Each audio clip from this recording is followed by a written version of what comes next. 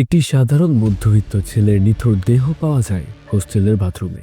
আপাত দৃষ্টিতে এটি একটি দুর্ঘটনা মনে হলেও এর পেছনে লুকিয়ে আছে এক ভয়ঙ্কর ষড়যন্ত্র। কিন্তু রহস্যের জাল কেবল সেখানেই শেষ হয় না। একই দিনে শহরের বিভিন্ন প্রান্ত থেকে আসতে থাকে আরও খুনের খবর। খুনি কি একজন, নাকি রয়েছে অদৃশ্য কোনো শক্তি যে এই মৃত্যুর মিছিল নিয়ন্ত্রণ করছে? সত্যের সন্ধানে নামা পুলিশ অফিসার ভেট্রির সামনে যখন তার নিজের অতীত আর বর্তমানের সমীকরণগুলো জটিল হয়ে ওঠে, তখন শুরু হয় সময়ের সাথে এক রুদ্ধশ্বাস লড়াই। মৃতদের নীরব আর্তনাদ কি পৌঁছাবে ইনসাফের দুয়ারে? তা জানতে হলে দেখতে হবে আজকের পুরো মুভি এক্সপ্লেনেশন। তো চলুন আর কথা না বাড়িয়ে শুরু করা যাক 2025 সালে মুক্তি পাওয়া সাসপেন্স থ্রিলার ওয়েব সিরিজ রেগাই। কাহিনীর শুরুতে আমরা ছেলেদের হোস্টেলের একটি রুম দেখতে পাই, যেখানে দামোদর আর তার ক্লাসমেট ঘুমাচ্ছিল। ভোর 4টায় দামোদরের অ্যালার্ম বাজে আর তার বন্ধু তাকে জাগিয়ে দেয়। দামোদর ভোরে উঠে গোসল সেরে ক্যান্টিনে কাজ করতে যেত, তাই তাকে এত ভোরে উঠতে হতো।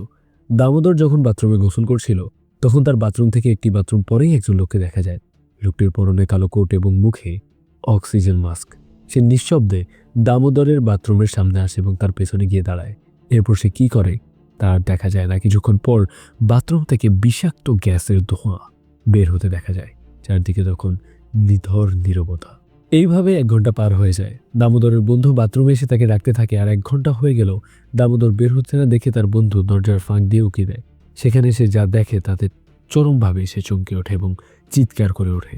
পরদিন সকালে পুলিশ অফিসার আসেন এবং হোস্টেল গার্ডকে জিজ্ঞাসাবাদ করেন যে প্রথমে কে এটি দেখেছে। গার্ড জানায় সে রাতে চলে গিয়েছিল এবং আজ সকাল 8টায় সে কাজে এসেছে। এরপর পুলিশ অফিসার নিজে দরজার ফাঁক দিয়ে দেখেন আর তিনিও চমকে যান।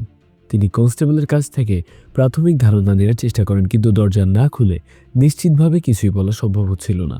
তাই অফিসার দরজাটা ভাঙার নির্দেশ দেন। এই ফাঁকে পুলিশ অফিসার দামোদরের বন্ধুকে জিজ্ঞেস করেন যে সে কখন কি দেখেছে। বন্ধু জানায় ভোর 4টায় অ্যালার্ম শুনে দামোদর রুম থেকে বের হয়েছিল, এরপর আর ফিরে আসেনি। বন্ধুটি ভেবেছিল দামোদর হয়তো সরাসরি ক্যান্টিনে চলে গেছে।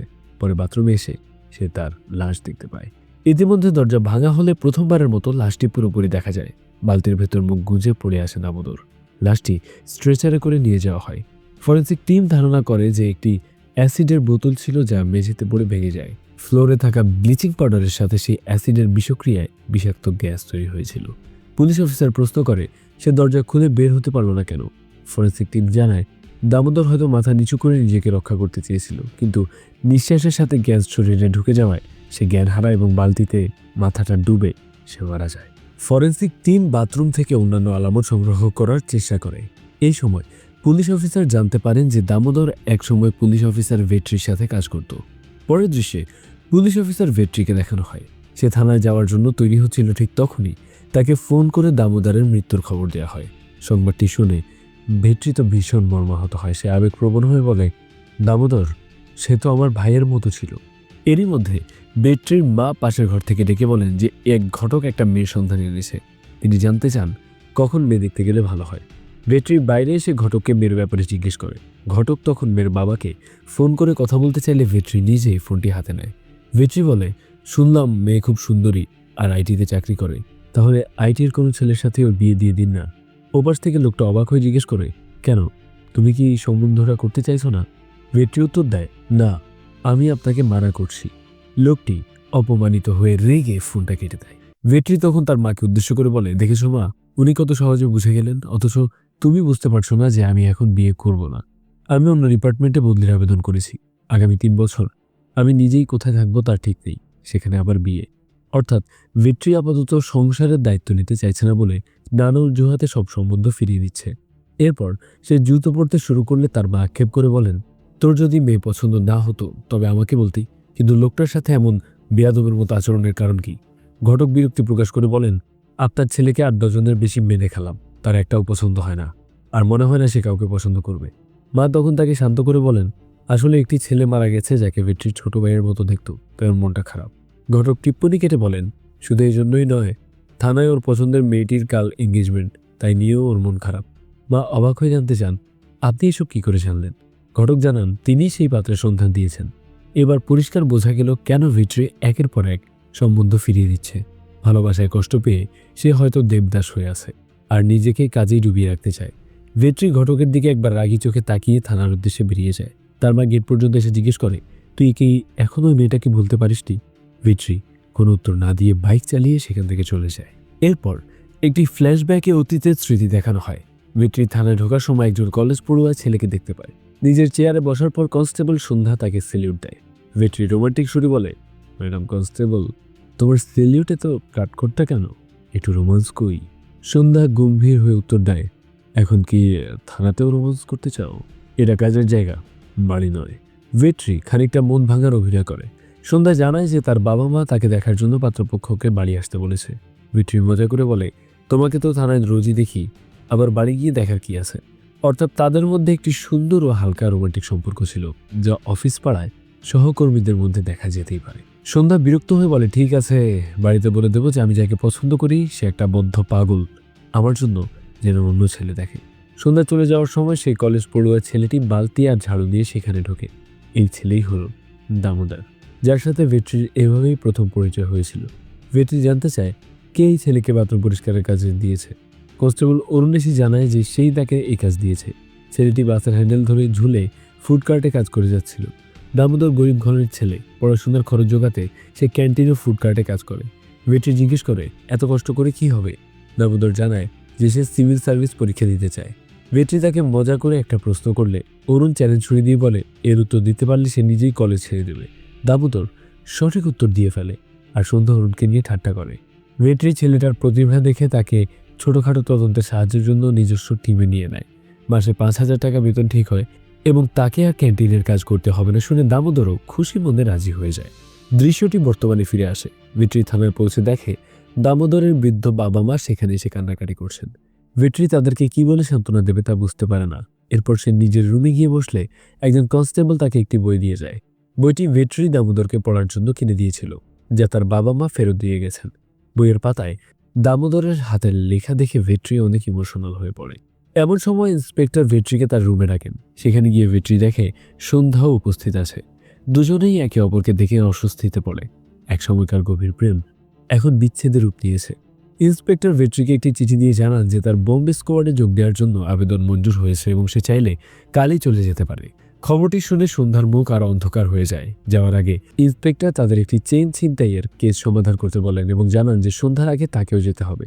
থানার গেটে এসে ভিটরি সন্ধ্যাকে খোঁচা দিয়ে বলে, কাল তোমার এঙ্গেজমেন্ট, আজ ডিউটিতে কেন? সন্ধ্যা পাল্টাপাল্টি প্রশ্ন করে, তুমি কেন বোম্বে স্কোয়াডে যাওয়ার জন্য আবেদন করলে? ভিটরি সরাসরি জানিয়ে দেয়, আমার জীবন নিয়ন্ত্রণ করা এখন থেকে বন্ধ করো। সন্ধ্যাকে হিংসে করানোর জন্য ভিটরি সবার সামনে ঘটককে ফোন করে বলে যেন মেয়ে পক্ষকে হ্যাঁ বলে দেওয়া হয়। এরপর সে পরশুই তাদের সঙ্গে দেখা করতে যাবে। এরপর দুজনে গাড়িতে করে রওনা দেয়। পথিমধ্যে সন্ধ্যার হবু বরের ফোন আসে এবং সেও ভিটরিকে হিংসে করানোর জন্য খুব রোমান্টিকভাবে কথা বলতে থাকে। গলার চেনটি নিয়ে কথা উঠলে ভিটরি আরও ঈর্ষাকাতর হয়ে আবারও ঘটককে ফোন দেয় এবং 1 সপ্তাহের মধ্যে নিজের বিয়ে ঠিক করতে বলে। ওদিকে সন্ধ্যা আরও প্রেমালাপ শুরু করলে এক পর্যায়ে ভিটরি সজোরে ব্রেক কষে, যা ধাক্কায় সন্ধ্যার ফোনটি পড়ে যায়। ভিটরি বিরক্ত হয়ে বলে, আগে কাজ করো, প্রেম পরে। সন্ধ্যাও কথা বলবে বলে ফোন রেখে দেয়। এরপর তারা সেই চেইন ছিনতাই হয়ে যাওয়ার জায়গায় যায় আর সেখানে স্বামী স্ত্রীর সঙ্গে দেখা করে। স্বামীটি অভিযোগের সুরে বলে যে এই এলাকায় পুলিশ ঠিকমতো টহল দেয় না, টহল দিলে আর এমন চুরি হতো না। ভিটরি তার সামনেই এলাকার দায়িত্বরত কনস্টেবলকে ফোন দিয়ে বিষয়টি পরিষ্কার করে নেয়। এরপর ভিটরি মহিলার কাছে জানতে চায় ঠিক কীভাবে ছিনতাইটি হয়েছে। সন্ধ্যা তাকে আশ্বস্ত করলে মহিলাটি ঘটনার বর্ণনা দিতে শুরু করে। ভিটরি ঘটনাস্থলে সরজমিনে দেখতে চায়। মহিলাটি তাদেরকে দরজার কাছে নিয়ে গিয়ে বলেন, আমি শুধু মেইন দরজাটা খুলেছিলাম, কিন্তু গ্রিল দেওয়াই ছিল। গ্রিলের ফাঁক দিয়ে হাত ঢুকিয়ে চেনটি নিয়ে টান দিয়েছে। লোকটার মুখ ঢাকা ছিল বলে আমি দেখতে পাইনি। এরপর ভিটরি মহিলাটিকে পানি আনতে পাঠিয়ে দিয়ে তার স্বামীকে সরাসরি বলে, এটা কোনো চুরি নয়। প্রমাণ হিসাবে সে সন্ধ্যাকে গ্রিলের ওপাশে দাঁড় করিয়ে তার চেনটি টেনে দেখায়। সে বোঝায় যে গ্রিলের ফাঁক দিয়ে চেন টানলে মাথায় গ্রিলের ধাক্কা লাগতো এবং গলাতেও কেটে যাওয়ার কথা, কিন্তু ওই মহিলার ক্ষেত্রে এমন কিছুই হয়নি। এভাবে নিমেষেই কেসটি সমাধান করে তারা সেখান থেকে চলে আসে। চেন ছেঁড়ার কারণে সন্ধ্যা ভিটরির ওপর ভীষণ রেগে যায়। তখন একজন রাস্তা দিয়ে আইসক্রিমওয়ালাকে যেতে দেখে ভিটরি সন্ধ্যাকে আইসক্রিম খাওয়ার অফার দেয়। সন্ধ্যা সরাসরি না করে দেয়। ভিটরি গাড়িতে ওঠার আগ মুহূর্তে খেয়াল করে যে আইসক্রিমের গাড়ি থেকে অদ্ভুত এক ধরনের তরল চুইয়ে পড়ছে এবং একটা কুকুর সেটা শুকে শুকে গাড়ির পিছু দিচ্ছে। ভিটরি কৌতূহল বশত সেই তরল হাতে নিয়ে পরীক্ষা করে দেখে, আর তার মনে সন্দেহ জাগলে সে আইসক্রিম গাড়ির পেছনে দৌড়াতে শুরু করে। সন্ধ্যাও তার গাড়ি নিয়ে তাদেরকে তাড়া করে। এক পর্যায়ে আইসক্রিমওয়ালা গাড়ি ফেলে পালাতে থাকে। অনেক দূর যাওয়ার পর নিজেকে বাঁচাতে সে একটি ব্রিজ থেকে নিচে লাফ দেয়। এখানে অ্যাসিড জাতীয় কিছু একটা জাল দেয়া হচ্ছিল। লোকটা সরাসরি তার মধ্যে গিয়েই পড়ে এবং ঝলসে যন্ত্রণাকাতর মৃত্যুর সম্মুখীন হয়। ভেট্রিয়ার সন্ধ্যা সেখানে পৌঁছে দৃশ্যটি দেখে হতভম্ব হয়ে যায়। তারা লাশের কাছে যেতে চাইলে উপস্থিত লোকজন তাদেরকে আটকে দেয়। এইবার দেখা যায় যেখানটিতে সেই লোকটা আইসক্রিমের গাড়িটি ফেলে গিয়েছিল সেইখানে জঙ্গলের মধ্যে তল্লাশি চালিয়ে গাড়ির ভেতর থেকে 2টি কাটা হাত উদ্ধার করা হয়। এরপর দৃশ্যটি আবার অতীতে ফিরে যায়। একটি সড়ক দুর্ঘটনার তদন্তের জন্য রাস্তায় পুলিশ তল্লাশি চালাচ্ছিল এবং প্রত্যেকটি মোটরসাইকেল ও গাড়ি থামিয়ে পরীক্ষা করা হচ্ছিল। ভেট্রি সেই ডিউটির দায়িত্বে ছিল। সেই সারিতে সন্ধ্যার দুলাভাইও মোটরসাইকেল নিয়ে দাঁড়িয়েছিল। অফিসার পার্টিতে তিনি সেদিন একটু বেশি মদ্যপান করে ফেলেছেন। এখন পুলিশের হাতে ধরা পড়লে সম্মানহানি হবে ভেবে তিনি সন্ধ্যাকে ফোন করেন এবং অনুরোধ করেন যেন সন্ধ্যা ভেট্রিকে বলে তাকে ছাড়িয়ে দেয়। পরদিন ভেট্রির মাকে নিয়ে সন্ধ্যার বাড়িতে মেয়ে দেখতে যাওয়ার কথা ছিল। সন্ধ্যা ফোনে দুলাভাইকে বলে, কালই একটা শুভ দিন, আর আজ আপনি এত মদ খেলেন? দুলাভাই উত্তর দেন, ভেট্রিকে বলো সে যদি ভালোভাবে বিয়ে করতে চায় তবে যেন আমাকে এই অসম্মান থেকে বাঁচায়। সন্ধ্যাও মজা করে বলে, ঠিক আছে, আমি বলে দিচ্ছি। আমাদের পরিবারে দুলাভাইয়ের কথা মতোই শেষ কথা। এরপর সন্ধ্যা ভেট্রিকে ফোন করে, কিন্তু ভেট্রি তখন এসআই এর সাথে কথা বলতে ব্যস্ত থাকায় ফোনটি ধরতে পারে না। তাই সন্ধ্যায় ফোন করে দামোদরকে, কারণ দামোদর তখন ডিউটিতে ভেট্রিকে সাহায্য করছিল। এদিকে একজন কনস্টেবল মদ্যপ অবস্থায় গাড়ি চালানোর জন্য দুলাভাইকে গালিগালাজ করে গাড়িটি আটক রাখে। দুলাভাই এগিয়ে গিয়ে ভেট্রির সঙ্গে কথা বলার চেষ্টা করেন, কিন্তু ভেট্রি তখনও ফোনে ব্যস্ত ছিল। ওদিকে সন্ধ্যা দামোদরকে সব বুঝিয়ে বলে যেন সে দ্রুত ভেট্রিকে বিষয়টি জানায়, কিন্তু দামোদর এসে খবরটি দেওয়ার আগেই বারবার বিরক্ত করায় ভেট্রি রেগে গিয়ে দুলাভাইকে একটি চড় মেরে বসে। সে যখন আবারও মারতে উদ্যত হয় ঠিক তখন দামোদর এসে তাকে ঠিকই বলে, স্যার, ইনি সন্ধ্যা ম্যাডামের দুলাভাই। ভেট্রি আকাশ থেকে পড়ে বলে, তুমি এ কথা আগে বলবে না? দুলাভাই প্রচণ্ড রেগে গিয়ে বলেন, আজ তোর এলাকা বলে পাওয়ার দেখালি, কাল যখন বিয়ে করতে আসবি তখন দেখব কেমন করে বিয়ে করিস। এই বলে তিনি সেখান থেকে চলে যান। ভেট্রি দামোদরকে জিজ্ঞেস করে, তুমি আগে কেন বললে না? দামোদর উত্তর দেয়, আমি বলার আগেই তো আপনি মেরে দিলেন। ভেট্রি ভীষণ বিপদে পড়ে যায়। তবে তার চেয়েও বড় বিপদে পড়ে যায় সন্ধ্যা। বাড়িতে তার দিদি তাকে পরিষ্কার হুমকি দিয়ে বলেন যে সন্ধ্যা যদি এই ছেলেকে বিয়ে করতে চায় তবে তিনি আর কখনো এই বাড়িতে আসবেন না এবং সন্ধ্যাকেও তার বাড়িতে যেতে দেবেন না। মূলত এভাবে তাদের বিয়ের সম্বন্ধটি ভেঙে যায়। দৃশ্যটি আবারও বর্তমানে ফিরে আসে। আমরা ভেট্রিকে গাড়িতে দেখতে পাই। একজন কনস্টেবল তাকে ডেকে নিয়ে যায় ডাক্তার পুষ্পার সঙ্গে দেখা করাতে। ডাক্তার পুষ্পা তখন মর্গে ছিলেন। বাইরে লাশের আত্মীয় স্বজনরা কান্নাকাটি করছিল যেন পোস্টমর্টেম না করা হয়। অ্যাসিস্ট্যান্ট কালিদাস গিয়ে ডাক্তার পুষ্পাকে জানায় যে আত্মীয় স্বজনরা পোস্টমর্টেম আটকাতেও টাকা অফার করছে। ডাক্তার পুষ্পা বিরক্ত হয়ে বলেন, গরিব মানুষের থেকে টাকা নিয়ে পোস্টমর্টেম আটকাতে চাও? পোস্টমর্টেম মানে কি বোঝো? এরপর তিনি নিজে বাইরে গিয়ে তাদের বুঝিয়ে বলেন যে পোস্টমর্টেম করতেই হবে, কোনো অজুহাত চলবে না। কাজে ফিরে ডক্টর পুষ্পা ভেট্রিকে দেখে জিজ্ঞেস করেন সে নতুন কিনা, কারণ আগে তাকে দেখেননি। এরপর কেসের বিষয়ে জানতে চাইলে ভেট্রি জানায়, এই লোকটিকে কাল তাড়া করেছিলাম আর সে পালানোর সময় গরম পিচের ড্রামে ঝাঁপ দেয়। ডাক্তার পুষ্পা বলেন, এই পিচ তো শরীর থেকে আলাদা করা যাবে না, কোনো মিসিং কেস আসলে সেটা এটাই ঢুকিয়ে দেবেন। তাকে তাড়া করার সময় তার আইসক্রিম ট্রাকে 2টি হাত পাওয়া গেছে। ডাক্তার পুষ্পা হাত দুটি গুরুত্ব দিয়ে পর্যবেক্ষণ করেন, কিন্তু তাৎক্ষণিকভাবে কোনো সূত্র দিতে না পারায় ফরেন্সিক তদন্তের জন্য পাঠান। এরপর কেস ফাইল সই করে তিনি ভেট্রিকে বিদায় দেন। কালিদাস হাত দুটি থেকে আঙ্গুলের ছাপ সংগ্রহের কাজ করে। ভেট্রি মর্গ থেকে বেরিয়ে ক্রাইম ইনভেস্টিগেশনের জন্য অফিসার প্রধানকে কল করে আর জানায় যে কিছু ফিঙ্গারপ্রিন্ট সে পাঠাচ্ছে, সেগুলো পরীক্ষা করে যেন দ্রুত সব তথ্য বের করে দেওয়া হয়। পরের দৃশ্যে সন্ধ্যার এঙ্গেজমেন্ট অনুষ্ঠানে দেখানো হয়। দুই পরিবারের আত্মীয় স্বজনের পাশাপাশি ইন্সপেক্টরও সেখানে অতিথি। এদিকে ভেট্রি অফিসে এসে অরুণকে জিজ্ঞেস করে ইন্সপেক্টর কোথায়। অরুণ জানায় যে তিনি সন্ধ্যার এঙ্গেজমেন্ট অনুষ্ঠানে গিয়েছেন। ভেট্রি জানলে কষ্ট পাবে ভেবে তিনি কাউকে কিছু না বলে গেছেন। খবরটি শুনে ভেট্রি আবেগপ্রবণ হয়ে পড়ে। সে নিজের মোবাইল বের করে পুরনো ছবিগুলো দেখতে থাকে এবং সন্ধ্যার সাথে কাটানো রোমান্টিক স্মৃতিগুলো তার মনের মধ্যে ভেসে ওঠে। এমন সময় ইনভেস্টিগেশন অফিসারের প্রধান কল করে এবং ভেট্রিকে জানান যে উদ্ধারকৃত আঙুলের ছাপ জোসেফ নামের এক ব্যক্তির সাথে মিলছে, যে 2 দিন আগেই এক দুর্ঘটনায় মারা গেছে। তিনি সব রিপোর্ট ভেট্রির কাছে পাঠিয়ে দেন আর রিপোর্টটি পেয়েই ভেট্রি দ্রুত থানা থেকে বেরিয়ে পড়ে।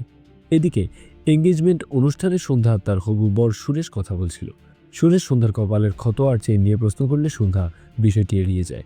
ঠিক তখনই সেখানে গাড়ি নিয়ে ভেট্রি এসে হাজির হয়। তাকে দেখে সবাই অবাক হয় এবং সন্ধ্যার দুলাভাই ভীষণ রেগে যায়। ভেট্রি সোজা ইন্সপেক্টরের কাছে গিয়ে সেলুট দিয়ে জোসেফের খবরটি জানায়। ইন্সপেক্টর কিছুটা বিরক্ত হয়ে বলেন, এসব তো থানায় বললেও হতো। সন্ধ্যা তখন ঘর থেকে বেরিয়ে আসে। ভেট্রি জানায়, এই মুহূর্তে তদন্ত করলে একদম টাটকা তথ্য পাওয়া যাবে আর অফিসে এই মুহূর্তে অন্য কোনো ধারী কনস্টেবল নেই। এমন সময় সন্ধ্যার বোনের ছেলে এসে ভেট্রিকে বলে, আপনি আমার বাবাকে মেরেছিলেন না? আপনি জানেন বাবা কত কষ্ট পেয়েছে? ভেট্রি এই কথার কোনো উত্তর দিতে পারে না। ইন্সপেক্টর আক্ষেপ করে বলে, এত সুন্দর একটা অনুষ্ঠান কেন যে এত ঝামেলা করলে? এরপর ভেট্রি বেরিয়ে যায় এবং তার পেছন পেছন ইউনিফর্ম পরে সন্ধ্যাও বেরিয়ে আসে। তখনও তার চুলে ফুল, কানে দুল এবং কপালে টিপ পরা।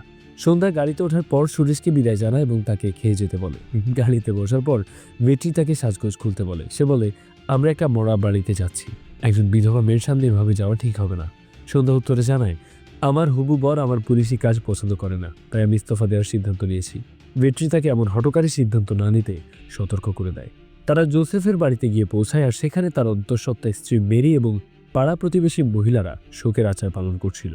ভেট্রি সন্ধ্যা বাড়ির মালিকের সাহায্যে ভিতরে ঢোকে। সন্ধ্যা বিনয়ের সাথে মেরিকে বলে, আপনাকে এই অবস্থায় বিরক্ত করা আমাদের উচিত নয়, কিন্তু কিছু তথ্য নিতেই হবে। ম্যারির কাছে জোসেফের ব্যাপারে জানতে চাইলে সে জানায়, জোসেফ আগে মেডিকেলের রিপ্রেজেন্টেটিভ ছিল, কিন্তু কাজে ভালো করতে না পারায় তার চাকরি চলে যায়। এরপর সে কি এজেন্সিতে যোগ দেয়। ম্যারি সেই দুর্ঘটনার কথা বলতে শুরু করে। সে জানায়, সেদিন সকালে জোসেফের মন বেশ ভালোই ছিল। তার আগত সন্তানের মেডিকেল চেক আপ নিয়ে কথা বলছিল। জোসেফ বলেছিল যে তার কাছে পর্যাপ্ত টাকা না থাকলেও সে কিছুদিনের পর টাকা পাবে। এদিকে এজেন্সি টাকা দিচ্ছিল না এবং দালালের লোকও টাকা চাচ্ছিল। মেরি যখন চা বানাতে ভেতরে যায়, তখন টিভিতে একজনের আত্মহত্যার খবর দেখাচ্ছিল। জোসেফ হঠাৎ টিভি বন্ধ করে দেয় এবং তারপর থেকে সে পাগলের মতো আচরণ করতে শুরু করে। খবর ঠিক ছিল কিনা তা মেরি জানতে পারেনি। জোসেফ বাইরে গিয়ে ধূমপান করছিল বলে মেরি তাকে বকা দেয়। ঘরে ফেরার পর জোসেফ বারবার বলছিল, ঈশ্বর আমাদেরকে ক্ষমা করবে না, কখনোই না। সে মেরিকে বলে, এখান থেকে গ্রামে চলে যেতে হবে। মেরি রাজি না হয়ে সন্তানের ভবিষ্যতের কথা বললে জোসেফ দ্রুত ব্যাগ গুছিয়ে ফেলে। এমন সময় একটি কল আসে এবং সে বেরিয়ে যায়। এর কয়েক ঘন্টা পরেই একজন পুলিশ অফিসার এসে তার আইডি কার্ড দেখিয়ে মেরিকে জানায় যে জোসেফ দুর্ঘটনায় মারা গেছে। মর্গে গিয়ে জোসেফের লাশ দেখে মেরি কান্নায় ভেঙে পড়ে। বর্তমানে ফিরে সন্ধ্যা মেরিকে সান্ত্বনা দেয়। ভেট্রি বাড়ির মালিকের কাছ থেকে জানতে পারে যে তারা 1 বছর ধরে এখানে আছে এবং জোসেফের হাত কাটা যাওয়ার মতো কোনো ঘটনা আর ঘটেনি। এরই মধ্যে কবরস্থানের দায়িত্বপ্রাপ্ত লোক এসে জানায়, কিছু লোক জোসেফের কবর খুঁড়েছে এবং তাদের কাছে মেরির সই করা একটা অনুমতিপত্রও আছে। ভেট্রি কাগজটি পরীক্ষা করলে মেরি জানায় যে ওই সইটি তার নয়। তারা দ্রুত কবরস্থানে যায় আর পুলিশ দেখে কবর খুঁড়তে থাকা দুজন লোক পালাতে শুরু করে। ভেট্রি তাদের তাড়া করে কিন্তু ধরতে পারে না। মাঝপথে তার সামনে বাইক দিয়ে হঠাৎ কালিদাস এসে পড়ে। ওদিকে সন্ধ্যা ফোন করে জানায় যে কবরের লাশের হাত কেটে নেওয়া হয়েছে। ভেট্রি বুঝতে পারে তাদের তদন্ত ভিন্ন খাতে প্রবাহিত করার জন্য এটি করা হয়েছে, যাতে তারা মনে করে উদ্ধারকৃত হাতটি জোসেফের। সবশেষে ক্রাইম ইনভেস্টিগেশন অফিসার প্রধান আবারও ফোন করেন। তিনি জানান যে ওই একই দিনে ভিন্ন ভিন্ন জায়গায় আরও 3টি খুন হয়েছে এবং সেগুলোকে দুর্ঘটনা হিসেবে রিপোর্ট করা হয়েছে। সেগুলোর সাথেও পাওয়া আঙুলের ছাপের মিল রয়েছে। হেড যখন ভেট্রিকে পাওয়া আঙুলের ছাপ মিলাতে বলেন, তখন সেখানে ওই 4 জনের মধ্যে দেখা যায় দামোদরেরও নাম রয়েছে। সিন আবার অতীতে ফিরে যায়। সেখানে দেখা যায় দামোদর ভেট্রির হয়ে সন্ধ্যার কাছে ক্ষমা চাইতে গেছে, কিন্তু সন্ধ্যা তাকে আরও কড়া কথা শুনিয়ে চলে যায়। এরপর ভেট্রি এসে দামোদরকে উল্টা ধমক দিয়ে বলে, বড় অফিসার হতে চাও, অথচ দেখি ওর কাছে গিয়ে ক্ষমা চাইছো। বেচারা দামোদর, ওর যেন শাখের করাতের মতো অবস্থা। বর্তমানে ফিরে এসে দেখা যায় ভেট্রি ইন্সপেক্টরের সাথে দেখা করে এই 4টি মৃত্যু নিয়ে কথা বলছে। ভেট্রির দৃঢ় বিশ্বাস এগুলো সাধারণ কোনো দুর্ঘটনা নয়, বরং ঠান্ডা মাথার খুন। সে এই বিষয়ে তদন্তের অনুমতি চায়, কিন্তু ইন্সপেক্টর তাকে বাধা দিয়ে বলেন, এইভাবে কোনো প্রমাণ ছাড়া দুর্ঘটনাকে খুন বলা যায় না। ভেট্রির জেদ ধরে যে সে তদন্ত করে প্রমাণ বের করবেই। তখন ইন্সপেক্টর তাকে বুঝিয়ে বলেন, এভাবে যদি তুমি খুনিকে বের করেও ফেলো তবে কি করবে? তাকে কি শাস্তি দিতে পারবে?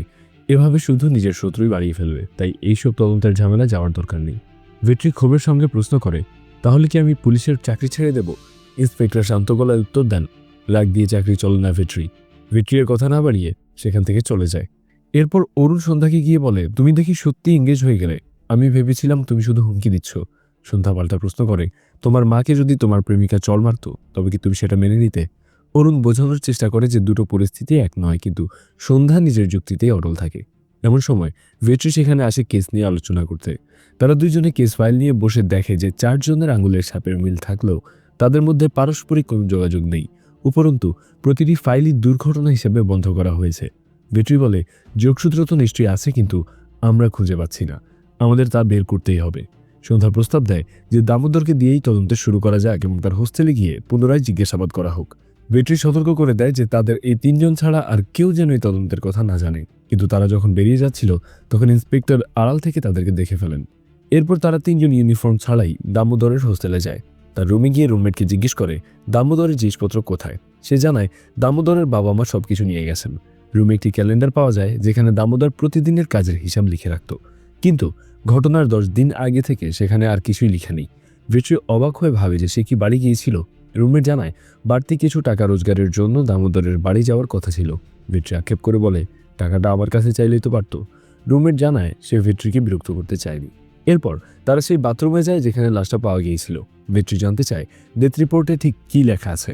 সন্ধ্যা পড়ে শোনায় যে অ্যাসিডের বোতল ভেঙে গ্যাস তৈরি হওয়ায় দম বন্ধ হয়ে সে পানিতে পড়ে মারা গেছে। কিন্তু ভিট্রির লাশের হাতের ছবি দেখে মন্তব্য করে, যদি দম বন্ধ হয়েই মারা যায় তবে নখের নিচে ফ্লোরের এত ময়লা কেন? সে নির্ঘাত ধস্তাধস্তি করেছে। অরুণ বলে, যেহেতু দরজা ভেতর থেকে বন্ধ ছিল তাই কাউকে সন্দেহ করা যাচ্ছে না। ভিট্রি এবার কল্পনার গভীরে চলে যায়। সে দেখতে পায় দামোদর গোসল করছে আর একসময় কালো কোট ও মাস্ক পরা সেই লোকটা ভেতরে ঢোকে। সে ইচ্ছাকৃতভাবে অ্যাসিডের বোতলটি ভেঙে ফেলে আর তীব্র গ্যাসে দামোদরের শ্বাস নিতে কষ্ট হতে থাকে। সেই খুনি এই পর্যায়ে তার গলা চেপে ধরে আর এক পর্যায়ে খুনি দামোদরের মাথা পানির বালতিতে চেপে ধরে। নিজেকে বাঁচানোর শেষ চেষ্টায় মেঝেতে নখ দিয়ে আঁচড় কাটতে কাটতে একসময় দামোদর মারা যায়। এরপর খুনি অত্যন্ত চতুরতার সাথে সেখান থেকে বেরিয়ে আসে। অরুণের ডাকে ভিট্রি বাস্তবে ফিরে আসে। সে বাথরুমের পাশের একটি লকারে একটি ভাঙা স্পিকার দেখতে পায় এবং সেটা নিয়ে আসতে বলে। ভিট্রি সন্ধ্যাকে ভেতরে গিয়ে দরজা লক করতে বলে। এরপর স্পিকারে শক্তিশালী চুম্বক ব্যবহার করে বাইরে থেকে সে দরজাটা লক খুলে ফেলে, আবার একইভাবে বাইরে থেকে দরজা লক করে দেয়। ভিট্রি লক্ষ্য করে যে স্পিকারে লেগে থাকা রং আর দরজার রং হুবহু মিলে যাচ্ছে। সে নিশ্চিত হয় যে খুনি এভাবেই বাথরুমের দরজার বাইরে লক করে দিয়েছিল। সন্ধ্যা অবাক হয়ে প্রশ্ন করে, এত ঝুঁকি নিয়ে কেউ কেন দামোদরকে মারবে? ভিট্রি বলে, এটাই আমাদেরকে খুঁজে বের করতে হবে। অরুণ জানায় যে দামোদরের মোবাইল ফোনটি আনার ব্যবস্থা করা হয়েছে যা থেকে অনেক গুরুত্বপূর্ণ তথ্য পাওয়া যেতে পারে। ভিট্রি সিদ্ধান্ত নেয় যে তারা বাকি 2টা খুনের জায়গাও পরিদর্শন করবে। তারা ভিক্টরের বাড়ির উদ্দেশ্যে রওনা হয় এবং অরুণকে দায়িত্ব দেওয়া হয় আশেপাশের সিসিটিভি ফুটেজ সংগ্রহ করার। গাড়িতে বসার পর ভিট্রি সাইড মিররে লক্ষ্য করে যে একটি কালো গাড়ি তাদেরকে অনেকক্ষণ ধরেই অনুসরণ করে চলেছে। এরপর ডাক্তার ভিক্টরের বাড়ির সামনে আসে এবং ভিট্রি অরুণকে নির্দেশ দেয় গাড়িটি কিছুটা দূরে পার্ক করতে। বাড়ির ভেতরে ঢোকার পর প্রথমেই ভিক্টরের ভাইয়ের সাথে তাদের দেখা হয়। ভিট্রি নিজের পরিচয় গোপন করে জানায় যে তার একটি ইন্স্যুরেন্স কোম্পানি থেকে তদন্ত করতে এসেছে। সে জানতে চায় ভিক্টর ঠিক কীভাবে মারা গেছে। ভাই জানায় ভিক্টর ছাদ থেকে পড়ে মারা গেছে। এরপর তারা ছাদে যায় এবং ভিক্টরের ব্যাপারে আরও খোঁজখবর নেয়। তার ভাই জানায় ইদানিং ভিক্টরের কাজকর্মে খুব একটা উন্নতি হচ্ছিল না, তাই সে মদ্যপান করতে শুরু করে। বাবার ভয় সে প্রায়শই ছাদে এসে ঘুমাতো এবং এভাবেই একদিন অসাবধানতা বশত ছাদ থেকে পড়ে যায়। ভিট্রি জিজ্ঞেস করে ভিক্টরের কোনো শত্রু ছিল কিনা। ভাই জানায় 4 দিন আগে রাত 8টার দিকে একটি বাইক শপে কারোর সাথে তার মারামারি হয়েছিল। ভিট্রি তখনই অরুণকে বিষয়টি খতিয়ে দেখতে বলে। সন্ধ্যার কাছে থেকে ভিট্রি জানতে পারে যে ভিক্টরের মৃত্যুর ঘটনাটি ঘটেছিল রাত 2:30টার দিকে। ভিট্রি ছাদে যে জায়গায় বসেছিল সেখান থেকে ভিক্টর নিচে পড়ে যায়। ভিট্রি একবার সেদিকে তাকিয়ে জায়গাটা দেখে নেয়। সে আরও জানতে চায় লাশ প্রথম কে দেখেছিল এবং কেউ কোনো ভিডিও করেছিল কিনা। ভিক্টর ভাই জানায় যে এই লাশটি প্রথম সেই দেখেছিল এবং তার চিৎকার শুনে বাকিটা ছুটে আসে। তার এক বন্ধু ঘটনার একটা ভিডিও করে সোশ্যাল মিডিয়ায় পোস্ট করে, যা পরে সকাল 8টার দিকে টিভিতে নিউজ হিসেবে দেখানো হয়। ভিট্রি নিশ্চিত হয় যে ভিক্টরের এই খবর দেখেই জোসেফের পাগল আচরণ শুরু হয়েছে। সে ভিডিওটি 2বার খুঁটিয়ে রেখে অরুণকে সেটি সংগ্রহ করতে বলে। এরপর তারা নিচে এসে ঘটনাস্থল পরিদর্শন করে। পাশের রুমে ভিক্টরের বাবা ঘুমালেও তিনি কোনো শব্দ পাননি, তা নিয়ে ভিট্রির মনে সন্দেহ জাগে। সে জানতে চায় ভিক্টরের কোনো ফোন পাওয়া গেছে কিনা। তার ভাই জানায় স্মার্টফোনটি পাওয়া যাচ্ছে না, কিন্তু স্মার্ট ওয়াচ পাওয়া গেছে। সে স্মার্ট ওয়াচ থেকে ভিক্টরি আরেকজন ভিকটিম মনির নাম্বার খুঁজে পায়। ছবি দেখে ভিক্টরের ভাই নিশ্চিত করে যে মনি আর ভিক্টর পরস্পর পরিচিত। অরুণ রিপোর্ট দেখে অবাক হয়ে বলে, মনি রাত 11টায় মারা গেলে 2:30টায় ভিক্টরকে সে কীভাবে কল করলো। অন্যদিকে মনির স্ত্রীর নম্বর নিয়ে সন্ধ্যা তাকে ফোন করে জিজ্ঞেস করে জিজ্ঞাসাবাদের জন্য তারা কোথায় আসবে। মনির স্ত্রী জানায় যে সে এখন শ্বশুরবাড়িতে আছে, তবে তাদের নিজের বাসার ঠিকানা সে পাঠিয়ে দেয়। ভিক্টরি আবার তার পরিকল্পনায় ফিরে যায়। সে দেখে ভিক্টর ছাদে ছিল। মনির নম্বর থেকে সে একটি কল পায়, কিন্তু কথা পরিষ্কার না হওয়ায় সে ফোনটি খুঁজতে নিচে নেমে আসে। খুঁজতে খুঁজতে সে বাড়ির বাইরে রাস্তার কাছে চলে আসে। সেখানে ওইদিকে তাকাতেই সেই মাস্ক পরা খুনি তাকে আক্রমণ করে এবং তাকে শ্বাসরোধ করে মেরে সেখানেই ফেলে যায়। কল্পনা থেকে বাস্তবে ফিরতেই একদল ছেলে এসে তাদের পরিচয় পুলিশের গাড়িটি সরাতে বলে। এতে তাদের আসল পরিচয় ফাঁস হয়ে যায়। ওই এলাকার দায়িত্বরত পুলিশ অফিসার এসে ভিক্টরিকে ধমক দিয়ে বলেন কেন সে নিজের এলাকার ছেলে অন্য এলাকায় খবরদারি করছে। ভিক্টরি পাল্টা যুক্তি দেয় যে এত উপর থেকে পড়ে মারা গেলেও কেউ শব্দ পেল না কেন। তাছাড়া লাশের পায়ে স্যান্ডেলও পরা ছিল। এটা কোনোভাবেই দুর্ঘটনা হতে পারে না, এটা একটা পরিকল্পিত খুন। এরপর সে বেরিয়ে এসে গাড়িতে উঠে অরুণকে বকাঝকা করতে শুরু করে যে বারণ করা সত্ত্বেও সে কেন তদন্ত চালিয়ে যাচ্ছে। ফোন রাখার পর তারা আলোচনা করে যে সবাইকে এক রাতেই মারা হয়েছে, তার মানে খুনি একজনই আর সে ভিকটিমদেরকে একা পাওয়ার উপযুক্ত সময়ের জন্য অপেক্ষা করে আর খুন করে। ভেট্রি গাড়ির আয়নায় আবারও সেই রহস্যময় কালো গাড়িটি দেখতে পায়। সে ছবি তোলার চেষ্টা করলে হঠাৎ ধাক্কা লাগে আর তার ফোনটি পড়ে যায়। ফোনটি তুলতে গিয়ে সে গাড়ির নিচে একটি মাইক্রোফোন খুঁজে পায়। সে বুঝতে পারে কেউ তাদের সব কথা আড়ি পেতে শুনছে। ভেট্রি খুব স্বাভাবিকভাবে সেটি আগের জায়গায় রেখে ফোনটি তুলে নেয়। সে বারবার পেছনে তাকাচ্ছে দেখে অরুণ গাড়ি থামাবে কিনা জিজ্ঞেস করলে ভেট্রি বলে, না, সোজা মনির বাসায় চলে যাও। মনির বাসায় পৌঁছালে তার শ্যালক তাদের ভেতরে নিয়ে যায়। সে জানায় যে মনি আত্মহত্যা করেছে এবং তার বোনকে একা ফেলে চলে গেছে। ভেট্রি সেই ঘরটি দেখতে চায় যেখানে মনি আত্মহত্যা করেছে। ওইদিকে মনির স্ত্রী কাঁদতে কাঁদতে সন্ধ্যার প্রশ্নের উত্তর দিতে থাকে। ভেট্রি ঘরটি পর্যবেক্ষণ করে দেখে যে সিলিংয়ে ঝুলে আত্মহত্যা করতে গেলে কোন একটি টুলের প্রয়োজন, কিন্তু সেখানে কোনো টুল নেই। জানালা দিয়ে তাকাতেই সে আবার ওই কালো গাড়িটি দেখতে পায়। সেই মনির শ্যালককে একটি টুল খুঁজে আনতে বলে বাইরে পাঠিয়ে দেয়। ভেট্রি এরপর অরুণকে কল করে জানায় যে তাদের পেছনে সেই গাড়িটি আছে এবং সম্ভবত খুনি তাদেরকে অনুসরণ করছে। সে আরও জানায় যে গাড়িতে একটি স্পিকার বা আড়ি পাতার যন্ত্র রাখা ছিল। অরুণ চেক করে সেটি খুঁজে পেলেও ভেট্রি তাকে স্বাভাবিক থাকতে বলে। অরুণ জানতে চায় ভেট্রির কাজ শেষ হতে কত সময় লাগবে। ঠিক তখনই ফোনের সিগন্যাল কেটে যায়। ভেট্রি পেছনে তাকিয়ে দেখে মনির শ্যালক দরজায় দাঁড়িয়ে আছে। তার পকেটে একটি ডিভাইসে আলো চলছে, যা দিয়ে সে মোবাইল নেটওয়ার্ক জ্যাম করে দিয়েছে। তার এক হাত পেছনে লুকানো। ঘরের আয়নায় দেখা যায় তার হাতে একটি বড় ছোরা। ঠিক এই মুহূর্তে আমাদেরকে একটি দৃশ্য দেখানো হয় যেখানে সেই মাস্ক ও কোট পরা খুনি নিজের মাস্কটি খুলে ফেলে আর দেখা যায় খুনি আর কেউ নয়, খোদ মনির শ্যালক। এইবার সে ছদ্মবেশী খুনি ভেট্রিকে আক্রমণ করে এবং তাকে প্রাণে মারার চেষ্টা করে। দুজনের মধ্যে তুমুল হাতাহাতি ও মারামারি শুরু হয় আর কেউই কাউকে ছাড় দেওয়ার পাত্র নয়। এইদিকে নিচে থাকা সন্ধ্যা উপরে ধস্তাধস্তির শব্দ পেলেও প্রথমে খুব একটা গুরুত্ব দেয়নি, কিন্তু দ্বিতীয়বার যখন সে ভেট্রিকে দেখার জন্য উপরে যাচ্ছিল তখন মনির ছদ্মবেশী স্ত্রী ওড়না দিয়ে সন্ধ্যার গলায় ফাঁস দেয়। সন্ধ্যা নিজের সর্বশক্তি দিয়ে মারামারি করে নিজেকে বাঁচানোর চেষ্টা করতে থাকে। এইভাবেই দুইজন দুই জায়গায় মরণপণ লড়াইয়ে নামতে থাকে। মারামারির এক পর্যায়ে সন্ধ্যা ঘরের এক কোণে মনির সাথে অন্য একটি মেয়ের ছবি দেখতে পায়। সে নিশ্চিত হয় যে এরা আসলে মনির স্ত্রী বা শ্যালক নয়। ওইদিকে ভেট্রি কোনো মতে লোকটিকে পরাস্ত করে একটি হাঁড়ি দিয়ে মেয়েটির কপালে সজোরে আঘাত করে। মেয়েটি জ্ঞান হারিয়ে ফেললে সে সন্ধ্যাকে ছেড়ে দেয়, কিন্তু সেই লোকটি ভেট্রিকে ফাঁকি দিয়ে ঘর থেকে বেরিয়ে যায় এবং বাইরে থেকে দরজা লক করে পালিয়ে যায়।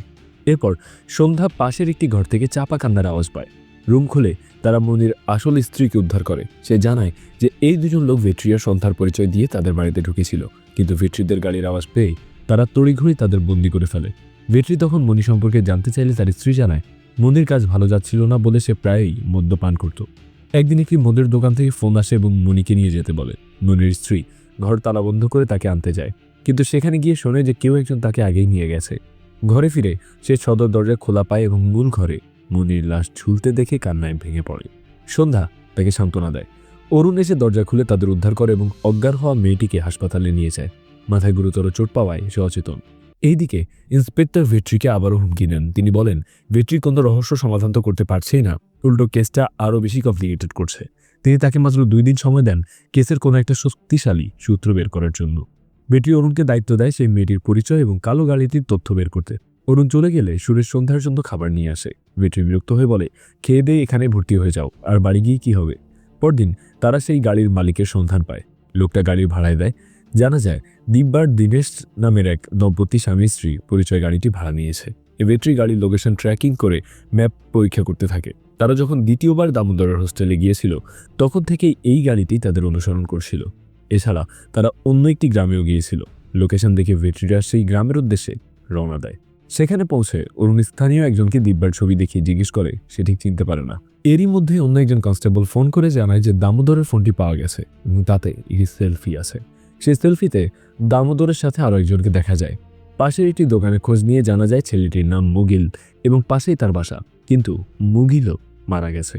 ভেট্রি মুগিলের বাড়ি গিয়ে দেখে সেটি তালাবন্ধ। পাশের এক মহিলা তাদেরকে জানায় মুগিলের বাবা মারি মর্গে কাজ করতেন। ছেলের মৃত্যুর পর সৎকারের জন্য তিনি গ্রামে গিয়েছিলেন এবং সম্ভবত গতকালই ফিরেছেন। মুগিলের মৃত্যুর কারণ হিসেবে ওই মহিলা জানান মৃত্যুর আগের দিন মদের দোকানে 2টি ছেলে মুগিলকে খুব মেরেছিল। পরের দিন অফিসে সে অজ্ঞান হয়ে পড়লে তাকে হসপিটালে নেওয়া হয়। ফ্ল্যাশব্যাকে দেখা যায় হাসপাতালে মুগিলের সাথে দামোদর ছিল। ডাক্তার তাকে প্রাথমিক পরীক্ষা করে ছেড়ে দিলেও বাইরে বেঞ্চে বসে থাকা অবস্থায় মুগিল মারা যায়। তার বাবা মারি ছেলের মৃতদেহের পাশে বসে অঝরে কাঁদতে থাকে। ভেট্রি সেই মদের দোকানের মারামারি সিসিটিভি ফুটেজ পেলেও বিবাদের প্রকৃত কারণ উদ্ধার করতে পারে না। মারির ফোন নাম্বার বন্ধ থাকায় ভেট্রি সেই মহিলার সাহায্যে তাদের ঘরে ঢোকে। ক্যালেন্ডারের পাশের দেওয়ালে অনেক নম্বর এবং মারিও মুগিলের ছবি পায়। মারির ছবি দেখে ভেট্রির খুব চেনা চেনা লাগে। সে থানায় খোঁজ নিয়ে জানতে পারে মারি একবার রিপোর্ট লিখাতে এসেছিল। ফ্ল্যাশব্যাকে দেখা যায় মারি রিপোর্ট করতে চাইলেও অফিসার তা নেননি। দামোদর তখন ভেট্রিকে অনুরোধ করায় ভেট্রি দামোদরের ওপর বিরক্ত হয়ে মারিকে অপমান করেছিল। পরে অবশ্য দামোদরের কথা ভেবে সে রিপোর্টে সই করে দেয়, কিন্তু রিপোর্টে মুগিলের মৃত্যুর কারণ হিসেবে হার্ট প্রবলেম লেখা থাকায় মারি ভীষণ ক্ষিপ্ত হয়েছিল। তদন্ত চলাকালীন অরুণ পাশের একটি ঘরে ড্রামের ভেতর গলার নলি কাটা একটা লাশ খুঁজে পায়। লাশটি দিনেশের, যার সাথে মন্দির বাড়িতে ভেট্রির মারামারি হয়েছিল। বোঝা যায় গতরাতে মারি না এলেও অন্য কেউ এসেছিল।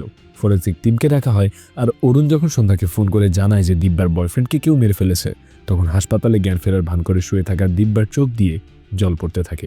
ফরেন্সিক টিম জানায় এই খুনটি কোনো সার্জিক্যাল ছুরি দিয়ে করা হয়েছে এবং খুনির উচ্চতা প্রায় 5 ফুট 7 ইঞ্চির মতো। ভেট্রি এরপর মর্গে গিয়ে কালিদাসের সাথে কথা বলে এবং মারির সহকর্মীদের নম্বর সংগ্রহ করে। সে নিজের নম্বরের লোকেশন ডিটেলস বের করতে বললে অরুণ অবাক হয়ে যায়। এদিকে হাসপাতালে এক নার্স দিব্যাকে পরীক্ষা করার সময় একটি শব্দ পায়। সন্ধ্যা ঘরে ঢুকলে সেটিকে স্বাভাবিক ঘটনা বলে জানানো হয়, কিন্তু দর্শক দেখতে পায় যে ট্রে থেকে একটি সার্জিক্যাল ছুরি গায়েব হয়ে গেছে এবং সেটি দিব্যাই নিয়েছে। সুযোগ বুঝে দিব্যা সন্ধ্যার উপর আক্রমণ করে এবং ছুরি দিয়ে তাকে আঘাত করার চেষ্টা করে। ধস্তাধস্তির এক পর্যায়ে দিব্যা সন্ধ্যার মাথায় সজোরে আঘাত করে তাকে অজ্ঞান করে দেয়। এরপর সে নিজের হাসপাতালের পোশাক বদলে সন্ধ্যার ইউনিফর্ম পরে নেয়। ছদ্মবেশে দিব্যা সবার নজর এড়িয়ে হাসপাতাল থেকে বেরিয়ে একটি অটো নিয়ে পালিয়ে যায়। এইবার আমরা মাস্ক পরা লোককে দেখতে পাই যে দিব্যার কেবিনে তাকে মারতে এসে দেখে সন্ধ্যা সেখানে অজ্ঞান হয়ে পড়ে আছে। লোকটা তৎক্ষণাৎ কাউকে ফোন করে জানায় যে দিব্যা পালিয়ে গেছে। এরপর আবার অতীতে ফিরে গিয়ে দেখা যায় মারি মর্গের সামনে ছেলের জন্য হাজারি করছেন। তার ধারণা তার ছেলে স্বাভাবিকভাবে মারা যায়নি, এর পেছনে হাসপাতাল কর্তৃপক্ষ দায়ী। তিনি বিশ্বাস করেন পোস্টমর্টেম করলেই সব সত্য বেরিয়ে আসবে। এরই মধ্যে মুগিলের প্রতিবেশী এক মহিলা এসে আগের দিনের মারামারির কথা জানান, যার ফলে মুগিল জ্ঞান হারিয়েছিল। সেখানে আমরা জোসেফ আর দামোদরকেও দেখতে পাই, যারা মুগিলের খুবই ঘনিষ্ঠ বন্ধু ছিল। বর্তমানে ভেট্রি যখন সিসিটিভি ফুটেজ খুঁটিয়ে দেখছিল, তখন ইন্সপেক্টর এসে বলে আসলে মারি আসল খুনি, যেহেতু তার বাসাতেই লাশ পাওয়া গেছে। ভেট্রি পাল্টা যুক্তি দেয় যে মারি সেখানে ছিলই না। তাছাড়া খুনির উচ্চতা 5 ফুট 7 ইঞ্চি হওয়া উচিত, অথচ মারির উচ্চতা 5.5 ফিট, তাই তার পক্ষে এই খুনটা করা সম্ভব নয়। ভেট্রি আসল খুনি বের করতে তার তদন্ত আরও জোরালো করতে চায়। ভেট্রি সিসিটিভি ফুটেজ থেকে একটি ছবি তুলে নিয়ে বেরিয়ে পড়ে। বাইরে এসে সে কাউকে ফোন করে খবর দেয় যে যাকে নজরে রাখতে বলা হয়েছে তার উপর কড়া নজর রাখা হচ্ছে কিনা। এরপর অরুণ ভেট্রিয়া তাদের আরেকজন সঙ্গী রেডি হয়ে গাড়িতে বসে। ভেট্রি তাদের সিসিটিভি ক্লিপটি দেখায়, যেখানে সেই রহস্যময় কালো গাড়িটি দেখা যায়। ওই গাড়ি থেকেই দিব্যার দিনেশ নেমেছিল এবং কালিদাসও তাদের সাথেই ছিল। এদিকে দেখা যায় কালিদাস কাউকে অনুসরণ করছে, কারণ ভেট্রি তাকে এই কাজের দায়িত্ব দিয়েছে। অরুণ ক্লিপটি দেখে বুঝতে পারে যে তাদের এখন কালিদাসকে অনুসরণ করতে হবে, আর এর মধ্যেই খবর আসে কালিদাস স্টোর রুমে কার সঙ্গে যেন দেখা করতে যাচ্ছে। কালিদাস এখানে গিয়ে পুলিশের পোশাক পরা দিব্যার সাথে দেখা করে। দিব্যা তখনই দিনেশকে খুনের জন্য কালিদাসকে দায়ী করে। কথা কাটাকাটির এক পর্যায়ে তাদের মধ্যে মারামারি শুরু হয়। ঠিক সেই মুহূর্তে ভেট্রি সেখানে পৌঁছে কালিদাসকে মারতে শুরু করে। দিব্যাকে সন্ধ্যার পোশাকে দেখে তো সে অনেক অবাক হয়, কিন্তু আগে পরিস্থিতি সামলানোর দরকার ছিল। অরুণ দিব্যার সাথে লড়াই করতে থাকে। এক পর্যায়ে কালিদাস নিজের গলায় ছুরি ধরে হুমকি দেয় যে সে মরে গেলেও তার কাছ থেকে কেউ সত্য বের করতে পারবে না। ভেট্রি অত্যন্ত কৌশলে তার হাতের ছুরিটি ফেলে দিয়ে তাকে ধাক্কা দিলে একটি লোহার পাতে লেগে কালিদাসের গলা দিয়ে রক্তবমি হয়। কনস্টেবল ডেকে তাকে থানায় পাঠিয়ে দেওয়া হয়। এইবার ভেট্রি দিব্যাকে পাকড়াও করে জানতে চায় সে সন্ধ্যার সাথে কি করেছে। দিব্যা জানায় যে সেই সন্ধ্যাকে শুধুই বেঁধে রেখে এসেছে, কিন্তু ভেট্রি সন্ধ্যা এবং ডিউটিরত কনস্টেবল উভয়ের ফোনে বন্ধ পেয়ে বুঝতে পারে সন্ধ্যার বড় কোনো বিপদে আছে। তারা দিব্যাকে নিয়ে একটি নির্জন জঙ্গলে যায় এবং তাকে জিজ্ঞাসাবাদ করে।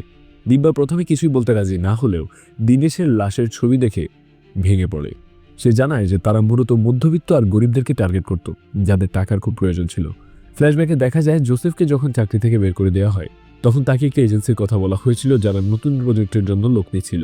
অন্যদিকে মুগিলকেও তার বস চাকরি থেকে বের করে দেয়। জোসেফ আর মুগিল নিজেদের দুরবস্থা নিয়ে কথা বলছিল।